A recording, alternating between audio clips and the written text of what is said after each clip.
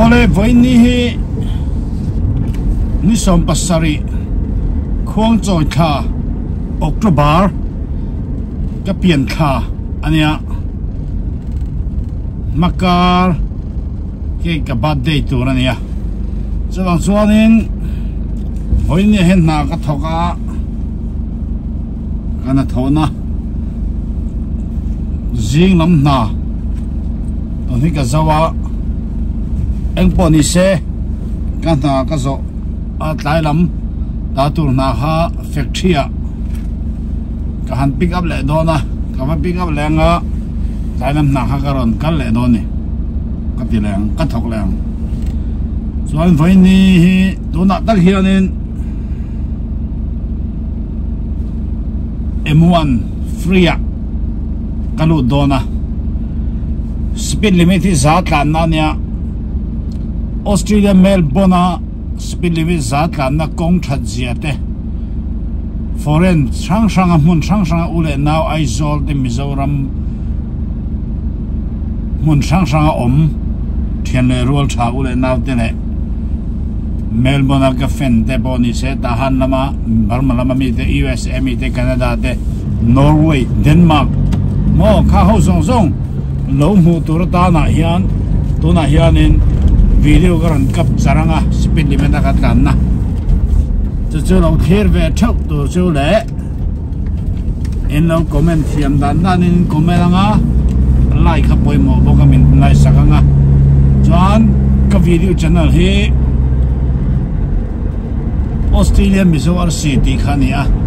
in thian te poi lo share chong thea ole now te poi share thei ram sang mi poi share thei ole dona chuan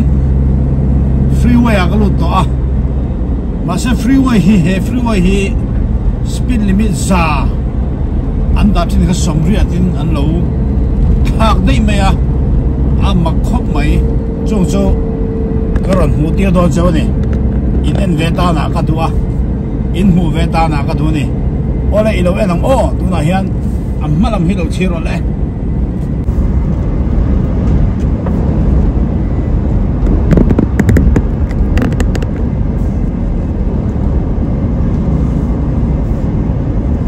lo khia sia lo kan recommend vak to lawang a chan chu hei hi freeway ni wangin traffic re ngai kha om ve to lo Puta ke sit don hun chia kan ti to bang ko hei ka so tlon don na wa to fanga kan tho na factory ka pen chwa don na wangin ke sit chwa ka koi chwa ngai don na ta so chimi thai so ka tiang freeway ka tlan to khen tur kha garan cover don ne to hei len nga a tlan me kan na ni to na kan tlan na kong hi len nga line panga omani to na hian a ding number dot tua ka oma ding number hi man mo lutuk chuang de te tan chak do de poi mo so de ta na an da ni a ke chu kaman mo lutuk chuang la ba man mo ve de thoma se ka motor car te ni lo wangin duangin car te in ka chak ve thi no lo wangin chuan ba ka speed limit hi oma speed limit hi over chi ni lawa per chi ni lawa speed somria dan chiam chu speed somria da kan kha a fin thak ber ani chuan kan recommend vak to don lawa lo thir mal mai te le dang po lo en ve ngar mai la chuanin Australia Melbourne freeway city luna city kan lu theng khian city kan lu dona chumi city chu ta ka lu dona wa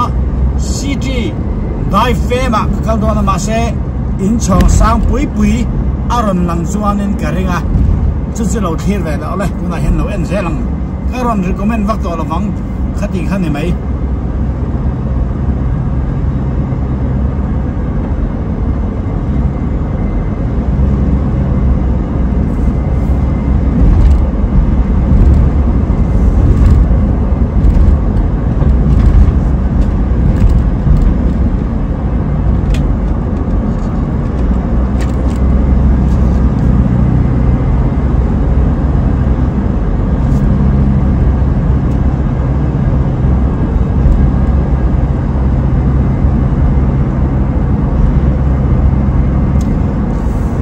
tạm nó chắc hi file lên anh nhá lên nga oma lên làm bốc hình lên nga anh aron sầu làm hi lên nga cái này hi tiệt sầu làm hi lên nga anh nè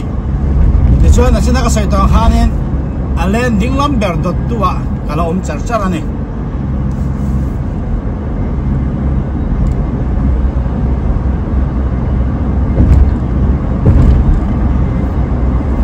mania khanin har in rama omna rama an kong pui siam that sia kha engwa india siam nge ni yang ti te ron recommend deula anti khan oma kamu tuna ma kong an siam kalau mu ve pakhat a chon garan seianga an lai thu khom mai khwari hetia freeway tan to tak tak phei chu mal te theng amo hianin tai theng deuh tho hian an kong hin lai ni ti chuanin rora an chunga rora chunga chuanin thir rot kan tiang chi kha an ko kala an da chumi nuwa chuan chumi chunga chuanin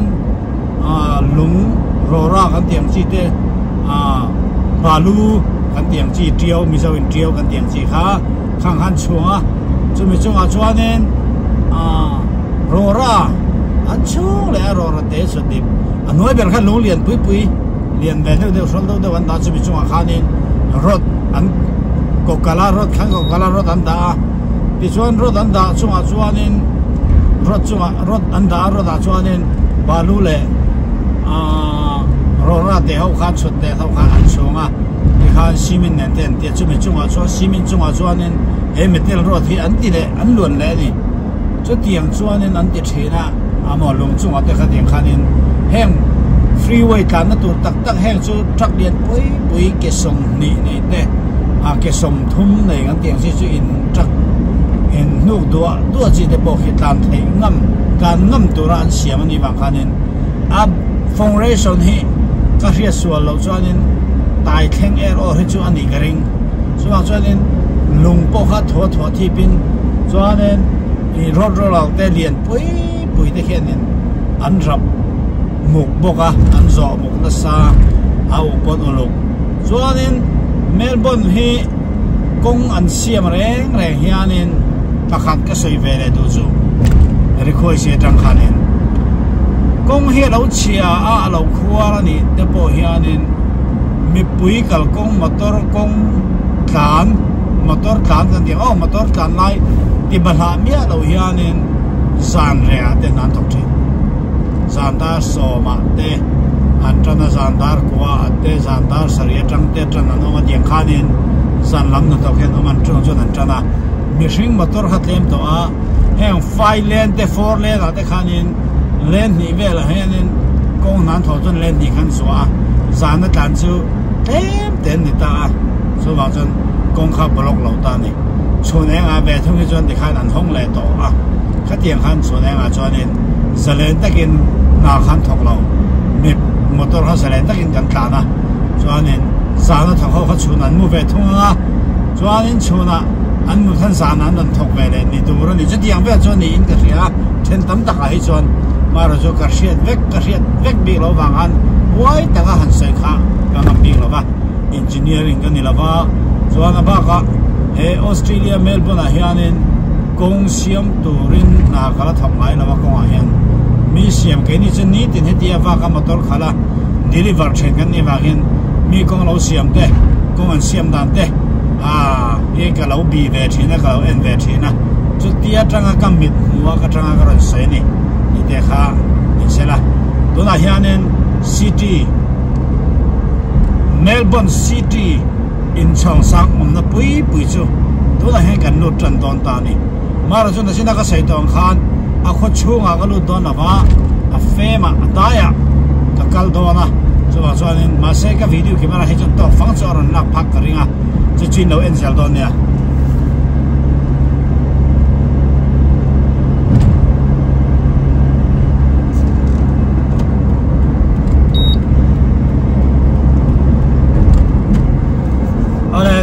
vậy nó bảo hiền nên in chong sang tầm zo các con thế mấy con tiền nặng đều đo nè rồi là chính là cái xe khăn vậy làm bằng hi city lam khania alang thei vak to lawa ding lam pang ro he chu factory lam pang deu khania so so tun hi leilon chong ania anoi hi tifinriat ania he tifinriat atrang hianin state Australia rama state sang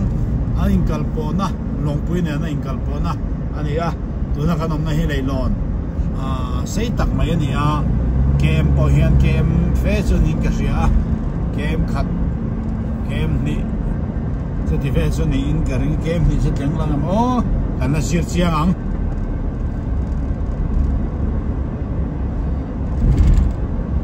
ole ti hianin city hi vapo tau tu chuanin hetak tlang zer hi ngai ta ka ma mi ma ta tu na chu ke ji veila ma ke se chuak ta ni ma se ka chuan na po hi city chung vek thola ni tu na kan kal na hi kong pui ni lawin leilon an siam chop vek kha ni kong chong vek kan tiak chi hamo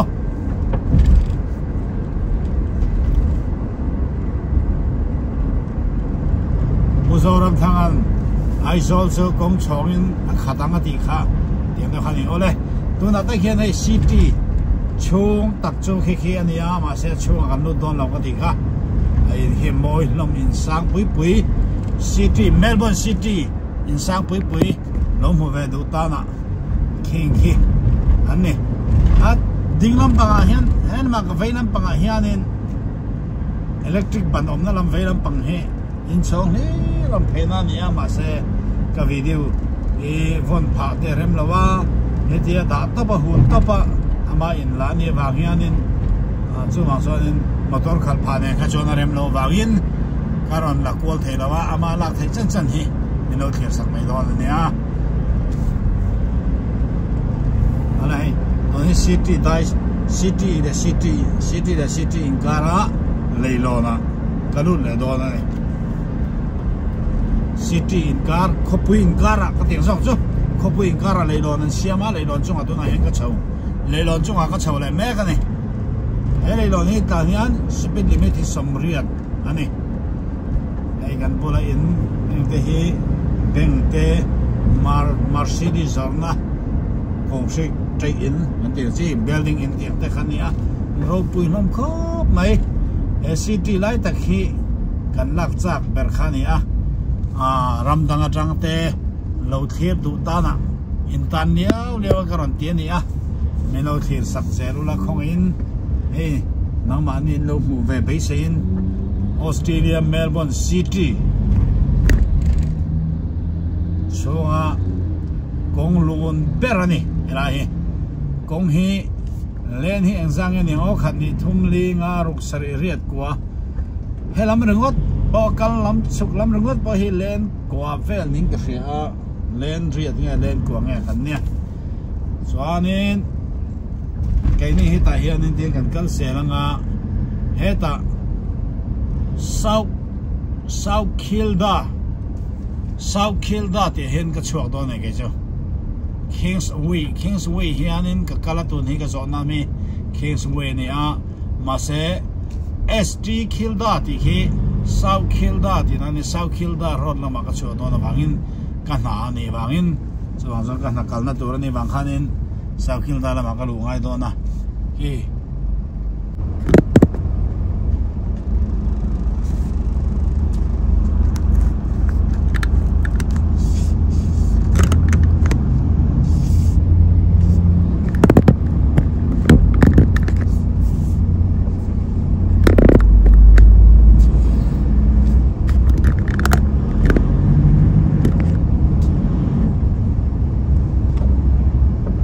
heta ka ding lam tu he aveilam bera ko om to a ding lam ho len ka ding lam chian ni lo le pe ho khi chu khi lama thanal an lu dona leilon sei tak kem khat deu tho sei kha chumi chunga chu an lu dona ma se ke chu ka lu ve don ta lawani chumi chunga lu don chuanin paisa choi te nga ya ka ria so lo chuanin he thanal hi cheng sari le ti velami o với khăn lụa hiện rồi ngay về à sư bảo xoa nên khi in hồi em khi ta xem tệ khi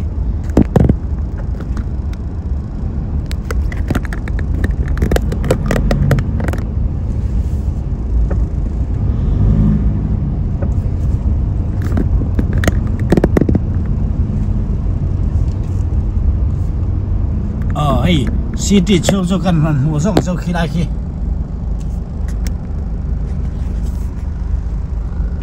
lại khi city chiếu cho này mà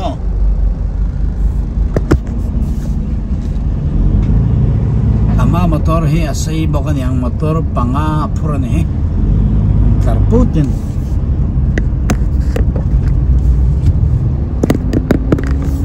oleh khi lại té à khi anh tụi nó city tụi nó căn tàn nó city hi căn tàn bèn sẽ chọn cái off tàu đó này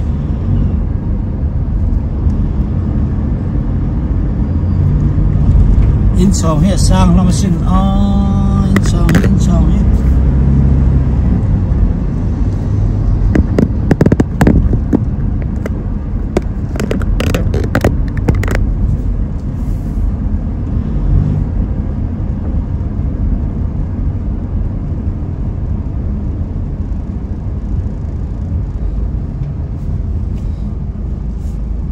Melbourne City chu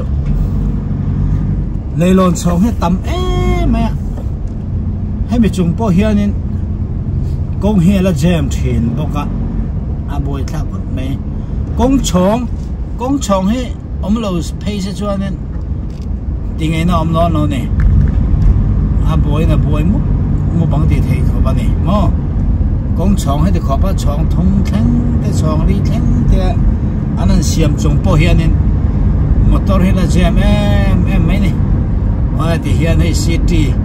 chung lại lon chung anh xem chúng tôi này cần tàn mẹ cái tàn bèo trap đó này cho hay direct shortcut cần tiếng gì khá nhá người ta đang shortcut anh cần hay all sambi cả mà nó cho trang hiện nay tiếng em hay jam ngay là ba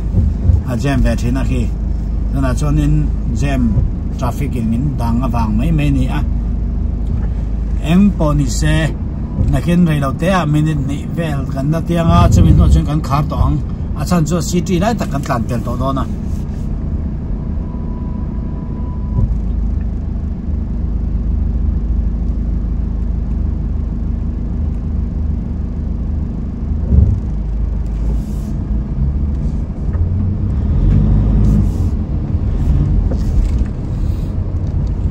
lo en sam rồi hay city kan tlan tel do na to he motor he khu ta kan ma mi ha chắc kan mình nè là ta kan ma ding lama tranga ron du ta no boka kong khat khi kong a khianin kong ni kha kanin bo khom do na ba khanin tlemin na jem deu thina ela hi om sia chu kong khat kong pui pakhat kha kong pui patni in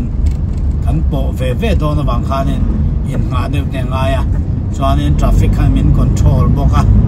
ya khana da kal turin min ta ne ola de khanin city chu Australia Melbourne city chu ka tlan bel ton reng mai loi ta ki traffic palo eng tran to eng hen lu vat lo chuanin asen vei chuanin camera lo om chuan camera thamin lak suai kha chuanin thalak man to tak kha ani thei do na chuanin thalak a chuanin he traffic camera thalak hi man to berang ti thak ani chuanin in lak ti lo sang in post lo sang kha tha Australia Melbourne road kong ta na chuanin thalak man to ber ani a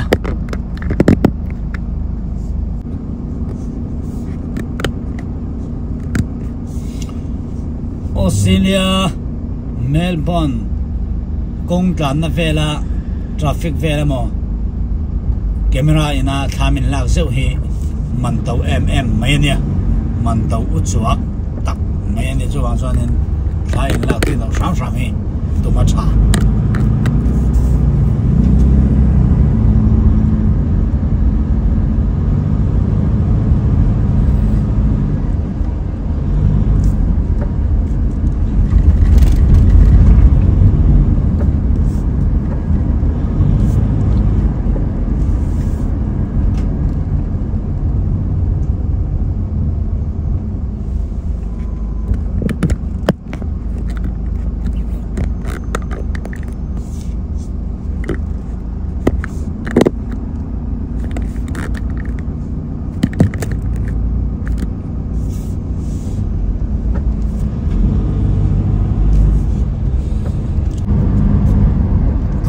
tlan tel thuak ta in poni se a jem nu to ka tlan chak thei poni la fa sama so man mo phai poni la fa helai chunga te po hen tu na kan mo na lei lon chung pel chia he traffic veila ma hen koi lu ta ila city chung thau khala nia ki la ya cho dor te amna to na motor tlan na to na motor ron tlan na veila ma mi kha khami han follow in zui ta ila tlan phei ta ila chung ki city vek to ne jang so in moi sia te hi nen ve te moi ne in te hi